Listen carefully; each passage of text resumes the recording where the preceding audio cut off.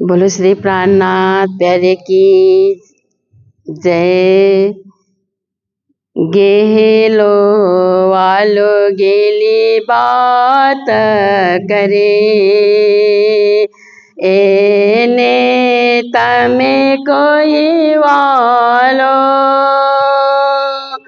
दुर्जन देखता मने बुलावे, नील जने दो तारो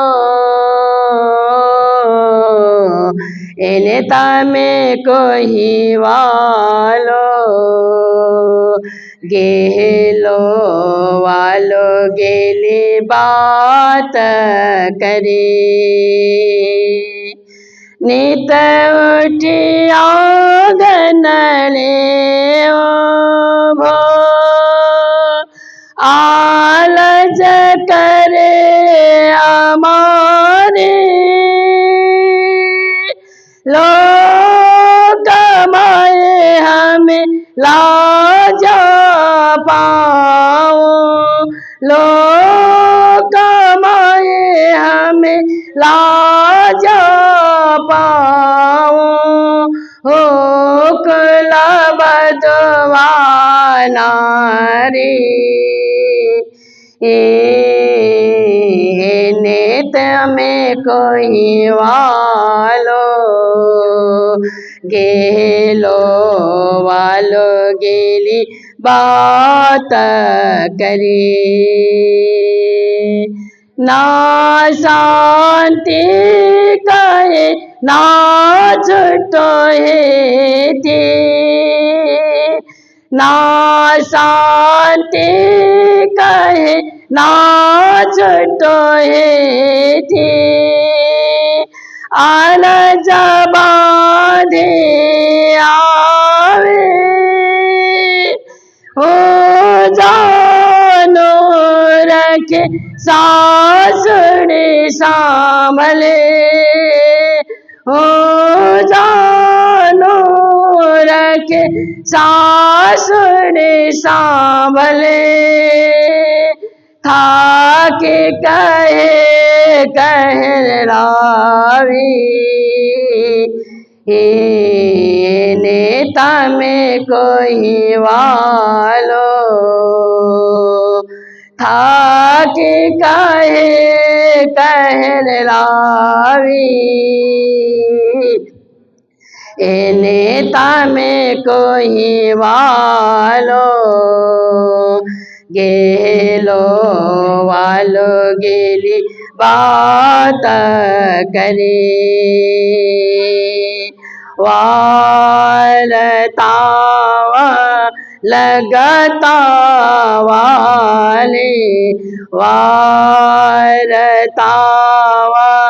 लगता वाले, जोड़े सायरनीदा कहे श्री महामती सुनो रे सखियों, कहे श्री महामती सुनो रे सखियों वाले, इन पेड़ गेलर के दा, इन तामे कोई वालो इन पेड़ गेलर की दा, इन तामे कोई वालो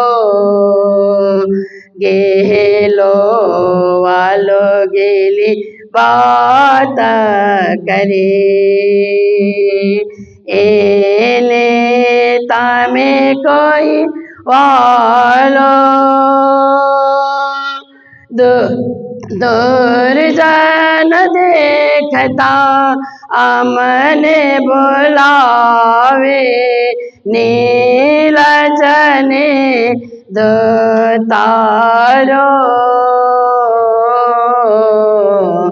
इनता में कोई वालो इनता में कोई वालो। बोलो श्री प्राणनाथ प्यारे की जय।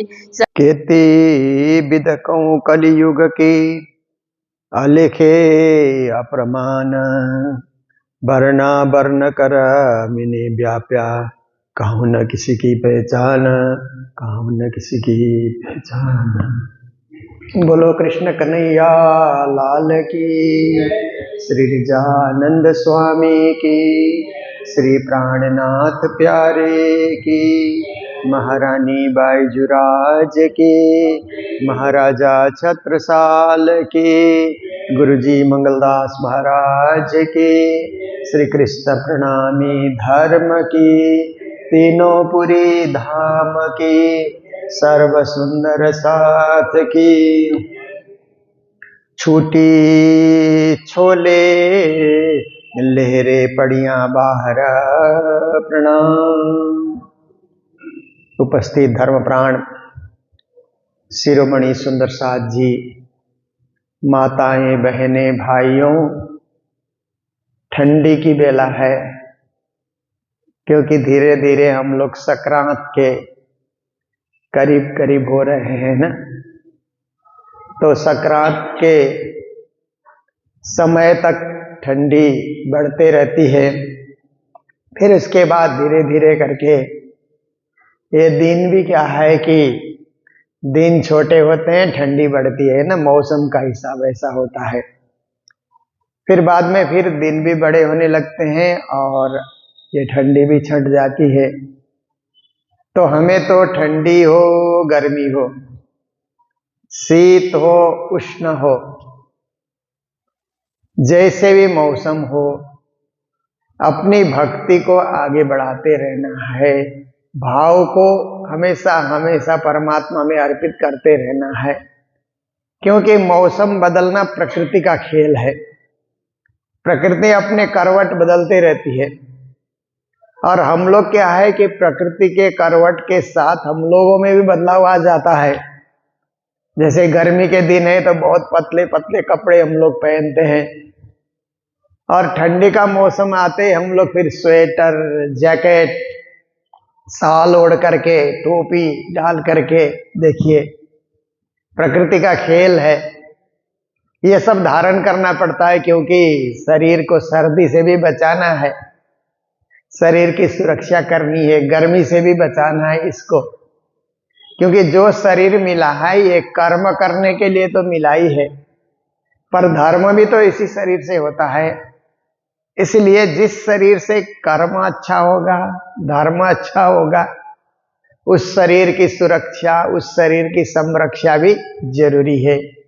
शरीर माध्यम खलु धर्म साधनम, हमारे ज्ञानियों ने कहा कि संपूर्ण धर्म कार्य इसी शरीर से तो होता है। कर्म क्षेत्र में परिवार का पालन पोषण होता है, व्यापार बंद होता है, लेन देन होता है, इस शरीर से, वो कर्म क्षेत्र है। पर भजन भक्ति सेवा सुमिरन त्याग तपस्या इसी शरीर से होता है। इसीलिए धार्मिक कार्य, कोई पुण्य कार्य, देखिए दुनिया में कहते हैं ना 3 चीज जरूरी है।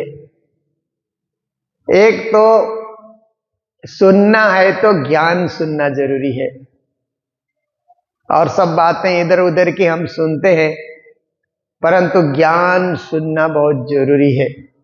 कान पवित्र हो जाते हैं, मन पवित्र हो जाता है। तो दुनिया में सुनने योग्य कोई वस्तु है तो उसको ज्ञान कहा जाता है, और दुनिया में देने योग्य कोई वस्तु है तो दान है। दान देना, देखिए हम लोग दान पात्र में पैसा डालते हैं ना, वो भी दान है। मंदिर के दान पात्र में हमने दे दिया, तो देने योग्य कोई चीज है तो दान ही है, जितना हो सके। ये जरूरी नहीं कि घर को ही खाली करो, घर को रखो, घर के लिए जरूरी है जितना है, परंतु उसमें से 1%, 2%, 5%, 10% जो होता है अपने खर्च में से बचा करके, व्यापार से निकाल करके नहीं, अपना जो रोजाना का खर्च होता है उसमें कमी ला करके दान करना, ये भी पुण्य का कार्य है। फिर आप देखिए कि सुनने योग्य ज्ञान और देने योग्य दान और त्यागने योग्य है अभिमान। क्योंकि दुनिया में अभिमान आ जाता है ना लोगों को, ज्ञान सुनने से भी अभिमान आता है, ज्ञान कथन करने से भी अभिमान आता है, दान देने से भी अभिमान आता है। कभी कभी हमने इतना दान दिया, वो अभिमान आ जाता है। इसलिए त्यागने योग्य कोई वस्तु है तो है अभिमान की, अभिमान आ न जाए, अभिमान हमारा स्पर्श न करे, छू न ले, इसका हमें विशेष ध्यान रखना होगा। विशेष उसमें हम लोगों को सजग रहना होगा कि कहीं भी किसी वस्तु के लिए मन में जरा भी अभिमान आ जाए तो हमारी भक्ति छूट जाएगी, परमात्मा हमसे रुष्ट हो जाएंगे।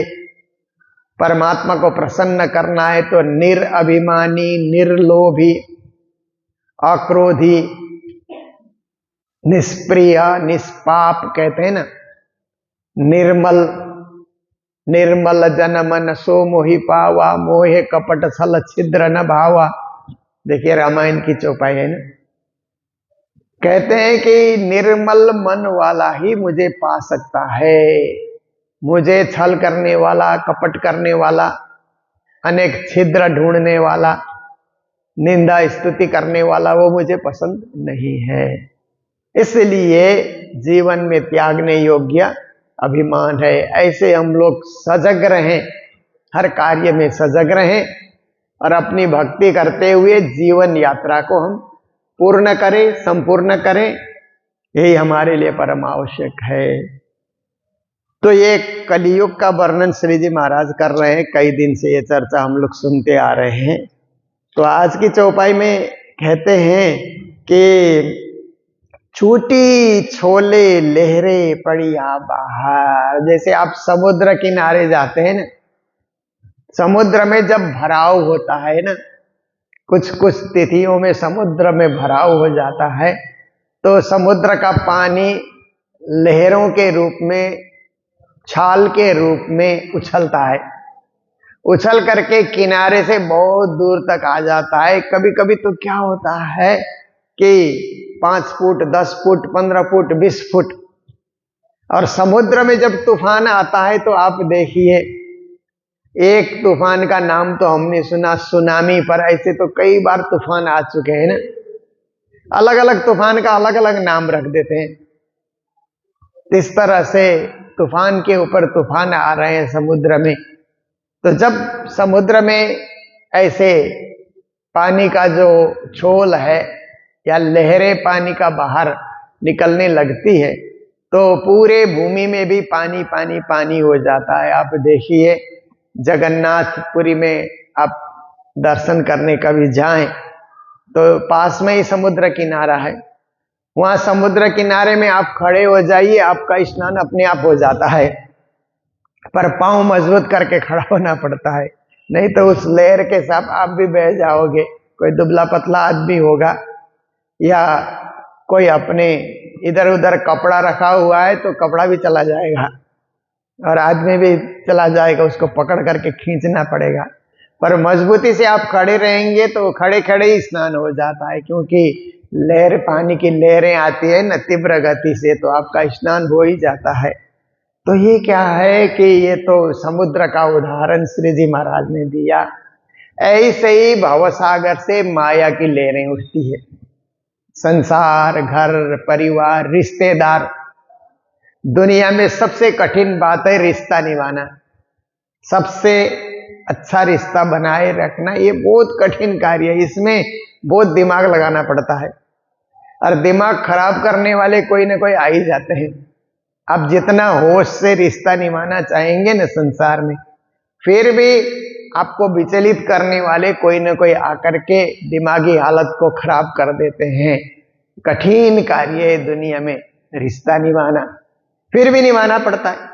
दुनिया में है जब तक तो निभाना ही पड़ेगा, उसका पालन करना ही पड़ेगा। संबंध लोगों से बनाए रखना पड़ता ही पड़ता है। तो आप देखिए कि कभी कभी दुनिया में रिश्तेदारों के बीच में भवसागर की ऐसी लहर आ जाती है कि अच्छे अच्छे लोग हमारे विरोधी हो जाते हैं, अच्छे अच्छे लोगों के साथ संबंध हमारा टूट जाता है, जो हम नहीं चाहते किसी से संबंध टूटे, किसी से संबंध विच्छेद हो। पर माया की लहर आती है तो न जाने कहाँ धक्का दे करके जाती है, कहाँ तोड़ फोड़ करके माया की लहर चली जाती है, कुछ पता नहीं लगता है। क्योंकि ये माया का इतना प्रभाव है, उसमें भी कलियुग बैठा हुआ है। माया तो ऐसे बलशाली है ही है, जब से सृष्टि रची गई तभी से माया बलशाली है, अपने प्रभाव में खींचना चाहती है। पर उसके ऊपर कलियुग का प्रभाव हो जाए तो और ज्यादा तीव्र गति से माया हमारे आध्यात्मिक धन को छीनना चाहती है और माया हमको भवसागर में डुबो देना चाहती है।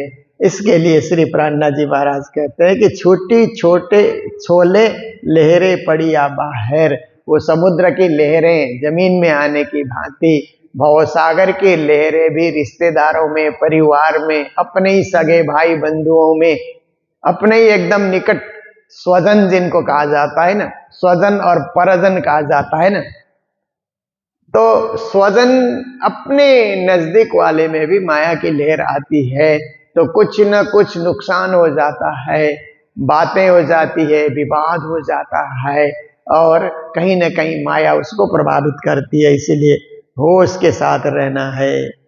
छूट गई मर्जाद, कहते जब माया की लहर घेर लेती है तो कोई किसी की मर्यादा नहीं रखता, कोई किसी का सम्मान नहीं रखता।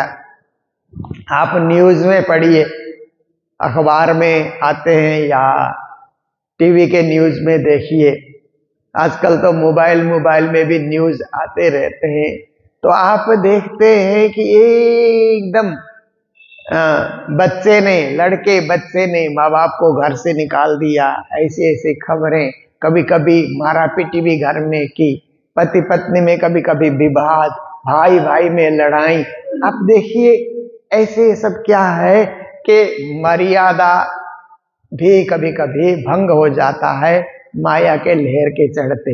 नहीं तो माता पिता का स्थान कितना ऊंचा है ना, मर्यादा की दृष्टि से देखो तो जिन्होंने जन्म दिया उनका स्थान ऊंचा है, हमेशा उनको आदर और सम्मान रखना चाहिए, एक मर्यादा का पालन करना चाहिए कि इससे आगे हम माता पिता का सम्मान भंग होने नहीं देंगे, ऐसा सोच करके एक मर्यादा पालन करें। इसी तरह से पति पत्नी में भी मर्यादा है, भाई भाई में भी मर्यादा है, परंतु कभी कभी माया की लहर चढ़ जाती है तो सब मर्यादाएं भंग कर देते हैं। श्री जी महाराज कहते हैं छूट गई मर्यादा, कोई किसी की मर्यादा रखता नहीं है, जो मर्जी आए वो बोलने लग जाता है। कलियुग का प्रभाव ऐसे हो जाता है। तो भाने भेख पंथ पैड़े दर्शन कहते हैं, लोगों को जब गुस्सा आता है, लोगों को जब अहंकार आ जाता है, विद्वेष की भावना आ जाती है, तो वो क्या करते हैं, भाने भेख, भेख मतलब संप्रदाय, एक तो भेख का मतलब भेष है, अपना भेष है, उसको भी दूषित करते हैं और कभी कभी संप्रदाय को भी दूषित कर देते हैं, पूरे संप्रदाय को एक दो व्यक्ति दूषित कर देते हैं। इसीलिए श्री जी कहते हैं भाने भेख। पंथ पैड़े मतलब अनेक प्रकार के मार्ग है, मत मार्ग हैं। एक तो संप्रदाय हो गया, संप्रदाय तो क्या है कि बहुत बड़े स्केल पे होता है, पंथ पैड़े छोटे छोटे स्केल में होते हैं, छोटे छोटे स्तर में होते हैं, वो भी धर्म शिक्षा देते हैं, उपदेश देते हैं, ऐसे पंथ पैड़े वाले हैं, पर वो भी अपनी मर्यादाओं को भंग करने लग जाते हैं कलयुग आने के बाद। दर्शन मतलब जो दर्शन शास्त्र सुनाने वाले, पूरे ब्रह्म ज्ञान सुनाने वाले, सठ दर्शन के व्याख्याता जो होते हैं, वो भी कहीं कलियुग का प्रभाव हो जाता है तो उनका भी ज्ञान छूट जाता है और उनको भी कलियुग घेर लेता है। ढाए तीर्थ प्रसाद, और कलियुग के प्रभाव से ही मुगल शासन में, श्री जी महाराज के समय में तो मुगल काल था ना, मुगल लोग शासन करते थे भारत में। तो मुगल शासकों ने ढाए तीर्थ, बहुत सारे हमारे तीर्थों को उन्होंने ढहा दिया। और तीर्थ प्रासाद मतलब तीर्थ का जो क्षेत्र है ना, महल मंदिर जो भी तीर्थ के आसपास बने हुए हैं, गुमटियां, महल मंदिर आदि आदि सब ढहा दिया कलियुग के प्रभाव से। तो इस प्रकार से क्या है कि बहुत सारे लोगों ने हमारे तीर्थ स्थान को भी दूषित किया, ये भी कलियुग का प्रभाव है। फिर कहते हैं ग्रास किए त्रिगुण त्रिलोकी, कलियुग का ज्यादा प्रभाव होता है ना, तो 3 गुण में से तमोगुण का ज्यादा काम शुरू हो जाता है। सतगुण का काम शुरू हो जाए तो लोग सात्विक बनेंगे, मिलकर रहेंगे, प्रेम से रहेंगे, बांट कर खाएंगे, एक दूसरे के हितचिंतक बनते हैं, सहयोगी बन जाते हैं। ये सब सतगुण का प्रभाव है। आप यात्रा में चलिए, सभी सतगुणी लोग चल रहे हैं, तो कोई ट्रेन में चढ़ा कि नहीं चढ़ा, किसी का सामान ज्यादा वजनदार है तो उसको हम मदद करें, सबको यात्रा में साथ लेकर के चलें। कहीं बस से यात्रा हो रही है तो जो बुढ़े बीमार लोग हैं थोड़ा थोड़ा आगे आगे उनके लिए सीट कर दें, जो जवान हैं जो चल फिर सकते हैं उनके लिए पीछे भी, क्योंकि पीछे ज्यादा सीटें हिलती है ना, धक्के खाना पड़ता है ज्यादा। तो ये सब क्या है कि सतगुण का है। अब वहीं रजगुण और तमगुण आ गया तो अच्छे भले लोग तो आगे बैठ जाते हैं, बूढ़े बीमार लोगों को पीछे जाना पड़ता है, क्योंकि ये तमगुण का प्रभाव हो गया, उठते ही नहीं है। कहीं भी कहीं कहीं कुर्सी लगी हुई है और जवान लोग कुर्सी में बैठे, तो उनसे उम्र दराज लोग जब आएंगे, प्रौढ़ लोग आएंगे, तो उनको छोड़ देना चाहिए मर्यादा को देखते हुए। पर कलियुगी लोग मर्यादा का कहाँ पालन करते हैं, वो अपने तन कर वहां पर बैठ जाते हैं और बीमार बुढ़े लोग जो हैं, माताएं हैं, वो लोग परेशान हो जाती हैं। ऐसे नहीं होना चाहिए। श्री जी कहते हैं कि हम लोग ऐसा न करें, लोग कर रहे हैं ऐसा करके हम भी करने लग जाएंगे तो दुनिया में सुधार कौन लाएगा। फिर एक वर्ग ऐसा होना चाहिए कि सुधार भी लाए, कलियुग में भी सतयुग को समावेश करके चले, सतयुगी विचारधारा रखे कलियुग में भी, ताकि संसार की सुरक्षा हो। सबके सब कलियुगी हो जाएंगे तो परस्पर ही लड़ते रहेंगे, फिर घर चलेगा ही नहीं, समाज नहीं चलेगा, संस्थाएं नहीं चलेगी, देश नहीं चलेगा। इसके लिए सतयुगी विचार धारण करना बहुत जरूरी है। श्री प्राणनाथ जी महाराज यहाँ पर यही कह रहे हैं कि ग्रास किए त्रिगुण, ये कलियुग ने तीनों गुण में भी सतगुण को तो उसने खा लिया है, रजगुण और तमगुण का विस्तार कर रहा है। ऐसी स्थिति हो रखी है। त्रिलोकी, तीनों लोक में, स्वर्ग मृत्यु पाताल लोक में ऐसो मोह अंध अहंकार, कहते हैं मोह व्याप्त हो रहा है दुनिया में, मैं मेरा ऐसा भाव और अंधापन। क्योंकि अंधापन आ जाता है न, तो आंख देख करके कोई निर्णय लिया जाए तो अच्छा होता है, पर अंधापन में निर्णय लिया जाए तो गलत भी हो सकता है। जैसे धृतराष्ट्र जो निर्णय लेता था ना, वो गलत होता था, क्योंकि वो तो जन्म से ही आंख नहीं देख पाया, इसके लिए उसका निर्णय सही नहीं हुआ। नहीं तो धृतराष्ट्र सही निर्णय लेता तो महाभारत का युद्ध रुक जाता। वो कहता आधा राज्य कौरवों का, आधा राज्य पांडव का, तो इतना भयंकर महाभारत का युद्ध रुक जाता और भारत का कितना विकास होता। परंतु अब देने को तैयार नहीं हुआ। जो दुर्योधन ने कहा वो उसी को सही मान रहा है। इस हिसाब से एक उदाहरण हम धृतराष्ट्र से ले सकते हैं, पर कई कई लोग तो आंख होते हुए भी अंधाधुंध निर्णय ले लेते हैं ना, कुछ विचार विवेक के बिना ही निर्णय ले लेते हैं, जो गलत हो जाता है। और अहंकार में जो निर्णय लिया जाता है वो भी गलत होता है। गुस्से में जो निर्णय होता है ना, बहुत ही गलत होता है। इसीलिए गुस्सा शांत होने के बाद निर्णय लेना चाहिए, मोह शांत होने के बाद, अहंकार शांत होने के बाद कोई निर्णय लेना चाहिए। फिर कहते हैं शुद्ध न हो बे काहू धाम धनी की। जब व्यक्ति को कलियुग घेर लेता है तो धाम धनी परमात्मा की भी शुद्धि नहीं होती है ना। ये परमात्मा का मंदिर है, यहाँ प्रेम से रहना चाहिए, ये परमात्मा का धाम है, यहाँ मिलजुल करके रहना चाहिए, परमात्मा का स्थान है तो मर्यादा से रहना चाहिए, ये भी कभी कभी कलयुग होने नहीं देता है। श्री प्राणनाथ जी महाराज कहते हैं तो उस समय धामधनी की भी पहचान लोगों की छूट जाती है।